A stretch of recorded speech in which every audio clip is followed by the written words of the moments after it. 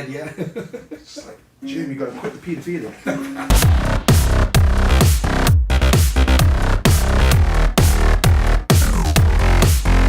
Alrighty, so this is a special episode.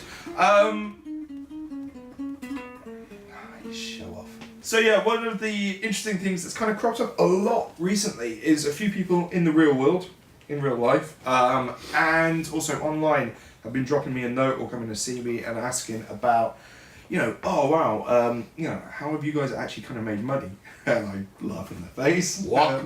We make films. You don't make money. Yeah, we're not anymore. And to be fair, that a lot of people are actually surprised by that, especially from the features. They assume that's where the money is. At this level, if these don't even think about making money.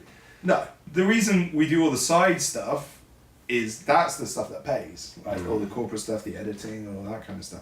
The feature thing is a passion thing. Yes, it would be awesome if it does. We do get money from it, but it's a sick addiction that we can't break. We just have to make features. Yeah. For this episode, let's actually kind of talk about DVD sales and everything, because as we've kind of mentioned in previous episodes, with Little Monster, we are going to go on the adventure of self-distribution.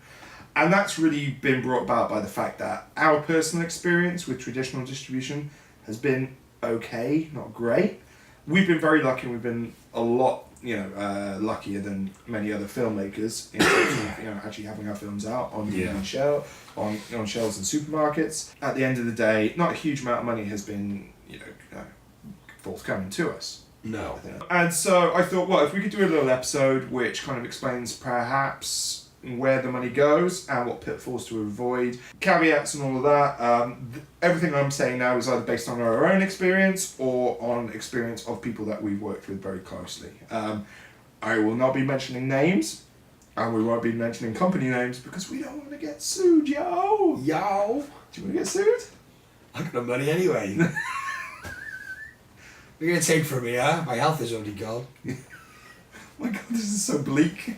Let's say we made a low budget film, so there's no deferred payments to cast and crew, so we'll say the budget is 10,000, which is achievable. Obviously you can make it for less, but this factors in, there's a certain amount of payments involved, and it's a sizable film. So £10,000 budget of the film. Now, unless you've been through this yourself, I always find it easier to kind of work backwards. So to explain it from, oh, well, if a DVD on the supermarket shelf costs £10, then, yeah, that's not quite happens. The DVD that you see in the shelf at the supermarket, let's say that, that costs £10.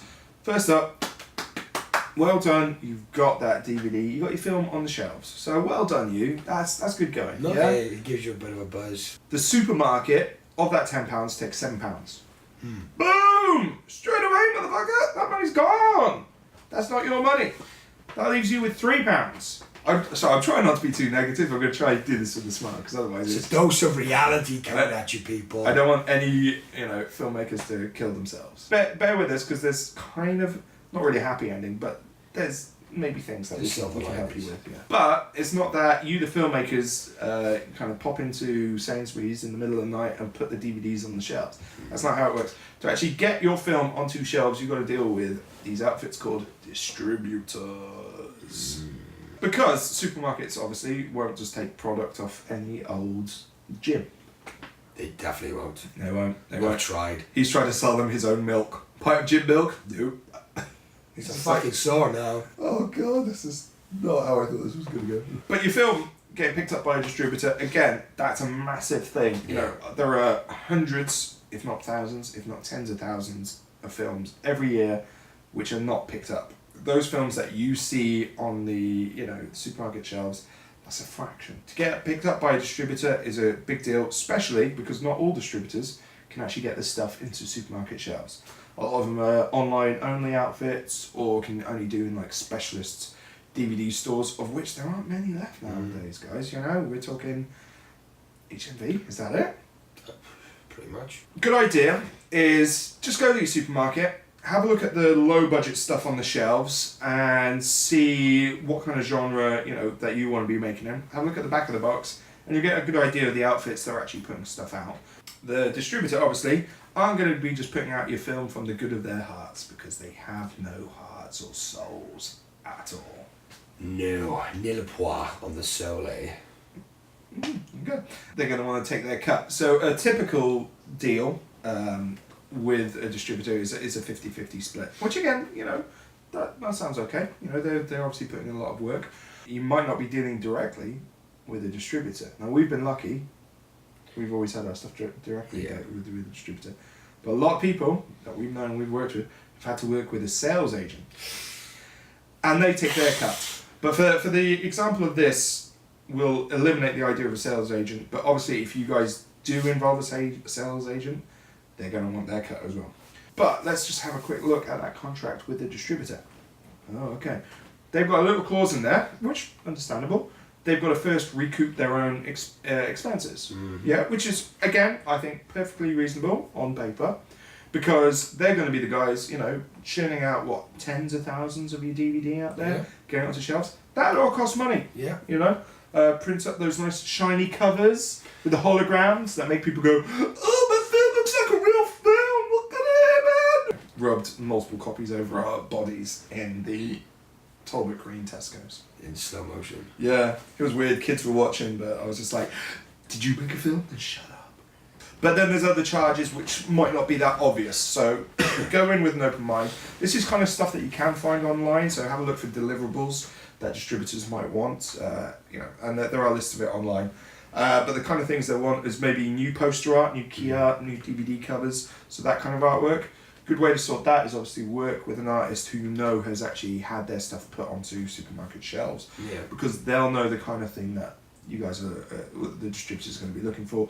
What format, what style, what sells. Similar kind of thing then is they'll probably want to recut a new trailer and have different length trailers as well. Yeah. Do you remember there was like a video on demand 30-second one? That's right, yeah. And all this. So they'll charge you for that. And maybe they'll say that your teaser trailer, all that fine, maybe wasn't commercial enough. Subtitles, closed captioning, that kind of thing. You know, unless you do that yourselves and you give them the files, they're gonna want to do that. They've got people to do that, and they're going to charge you. They're pretty moan about that as well, when they perhaps, you know. Yeah. I think they're like salesmen, aren't they? They kind of.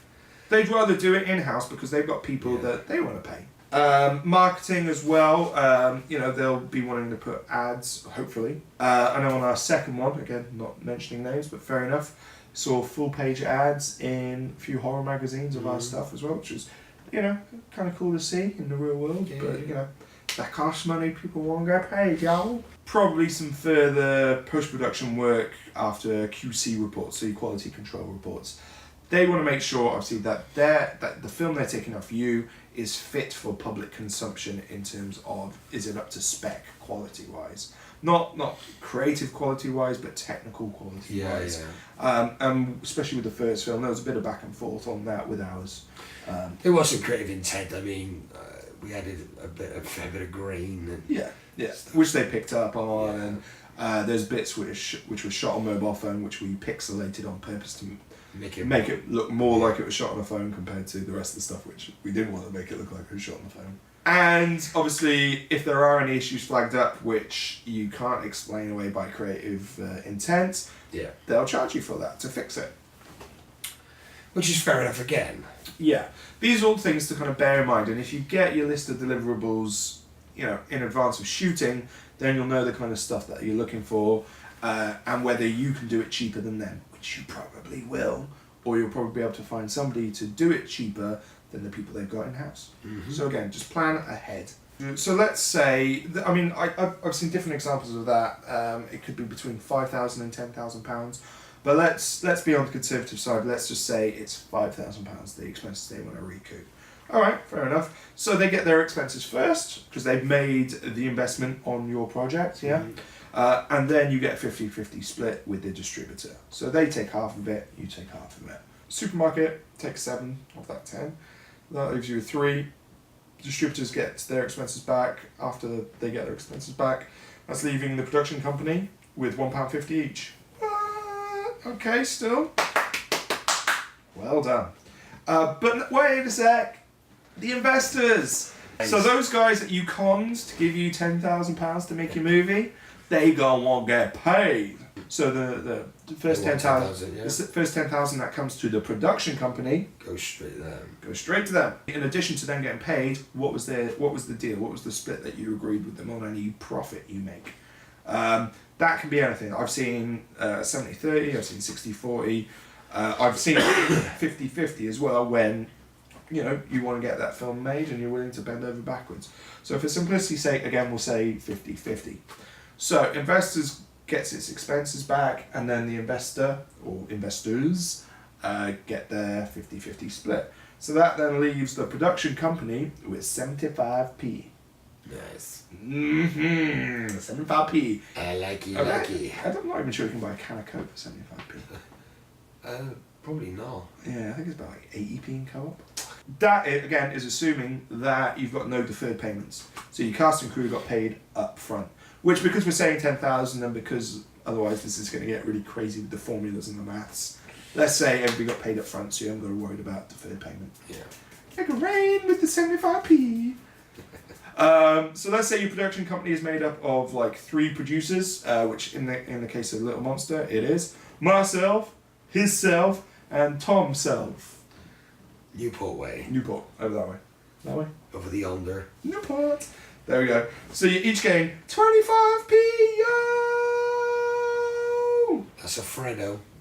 What does that mean in terms of reality? So let's say your distributor that you got was a legit outfit and managed to print up and had faith in your film to run off 10,000 copies of your DVD, which is good going, mate. I mean, that is pretty solid. So let's say 10,000 copies are out there in the wild, and let's say everybody loves your film, everybody wants to see your film, and they sell all 10,000 copies. Like hotcakes. 10,000 copies at £10 a pop is 100,000. Hey! But supermarket takes 70,000. So you're left with 30. Okay, alright. So, distributor, of course, first takes its expenses. Yeah, so we said that was 5,000. So that takes us down to 25,000. Okay, starting to look a little bit, okay. So, after they're taking expenses though, they also want to take 50% with the 50-50 split. Alrighty, so that takes us down to £12,500. Schweizer. But that comes to the production company, but wait, the investor wants its £10,000 back. So the investor gets its 10,000 first, that leaves you with 2,500, but wait, Nick. 50-50 deal with the investor, £1,250. Split 3 ways, which I haven't got my calculator here in front of me, but it's about 420 quid each if you sell every copy of your DVD. Well done, Jim. 420 quid, yo! That's your best case scenario, really good. That is. So we've been lucky. We were lucky in that our first film was picked up in America, where they offered something called an MG, a minimum guarantee, and so there was a chunk of cash involved up front. That's really rare and pretty much unheard of for low budget stuff in the UK nowadays. It doesn't happen, or it happens once in a blue moon. If you manage to get that, good on you. Getting money up front is a great deal. Most companies, smaller outfits, obviously can't take that kind of gamble. No. Ours, again, not naming names, was a fairly big one. You've probably heard of them, so that's why they were able to lay down some money. It's highly unlikely that your film will sell out, but everybody will still obviously want to get paid, which is fair enough. People have invested in your film, you've convinced them that it's a good idea. Not only do they want to make their money back, but they want to get their cut. So anyway, our first 2 films kind of went through that process to varying degrees of success. We saw some money, cool, which is more than a lot of people. Catching up with other filmmakers, there are some proper horror stories out there. And don't be when we say some money, it's far from life-changing money. Nothing like that whatsoever. I managed to fix the brakes on my car. Yeah. And fix my boiler. Which, don't get me wrong, the ability to not crash and to stay warm are important. So that's really why when we sat down and we were coming up with Little Monster, we reverse engineered it and we kind of went, you know what, let's just not put ourselves through that again. You keep on doing the same thing expecting different results. Einstein said that's the definition of insanity. And although we are called mad science films, we're not crazy, yo! Alright, we might be. Anyway, we're trying a different flavour of crazy. And that's kind of why we're looking into self-distribution. We were seeing where the money was going, and we were like, okay, look, there's all of these middlemen between us and the audience, the person who's actually going to pick up the DVD. Is there any way we can get closer to them and cut out all these middlemen? Bearing in mind that we know that we're not going to be able to sell 10,000 copies. No. Maybe, you know, in the long run, hey, hopefully, but we know that's not possible. But if we scale it down and we know that we are going to get 100% of any profit that we make, because we're the distributors, we're the investors, as we mentioned in the previous episode, and we pay people up front, Yeah. any money that comes in goes straight to the producers. So that's why we're trying what we're trying this time round. And it's not to be money hungry whores, we want all the pie. It's about being able to then finance future projects. But I do like pie. It's early days, we don't know if this is definitely going to work, but we kind of thought, well, we want to make another film anyway, so let's try this model, see how it goes. If it doesn't work, or if some things work really well and some things don't, then we'll kind of reflect, review, and change the process for next time. Because we're going nowhere, motherfucker. We've only just begun. We're in a place where you can put up a video and somebody can watch it. The challenge is to make a video that somebody wants to watch. Not to actually get it in front of eyeballs. I mean, you've got things like YouTube, you know, you can get directly to that. You think previously, before YouTube, you know, you'd have to go through a broadcaster to get on telly, or anything like that. Or, you know, car boot sales with something shot on VHS and, yeah, watch this. My wife's in it. The budget for Little Monster was 3,000, as we've said before. If this works, we'll get more ambitious and we'll see how we go. But also, we've already on the way found ways that we can kind of improve what we're doing and cut costs, which is great. I mean, that's what it's all about, is making sure the money ends up on the screen. Yeah, there's a lot to consider in any venture you make, particularly in feature films, and I think it even starts as soon as the script, in terms of money, you know, the genre you're going to go into, how big a budget you're going to need, how many locations you're going to need, how big is your cast, how long is your shoot going to be. They're all things to consider. To just try and be savvy. Yeah. And so, yeah, I mean, we'll give it a go. We'll keep you updated in terms of, you know, whether this works for us or whether we end up destitute and, you know, Jim has to start whoring himself again. Again. It's just, you look better in the skirt.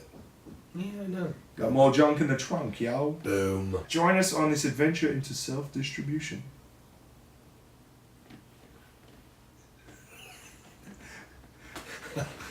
Let's try that again.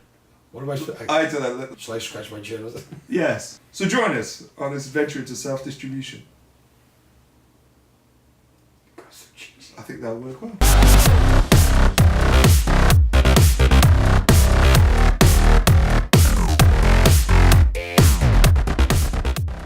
Sorry, that was my crotch just made that noise. Breaking news from James's crotch. I'm tired! This just in. I'm shattered. I'm tired. You need to take better care of me. I don't know why it's got that accent. What? Is that kind of German? You need to take better care like a stroppy German penis. I got a stroppy German. I imagine if my penis could talk, it would talk with a German accent. Yeah. I really know. A sulky schnitzel.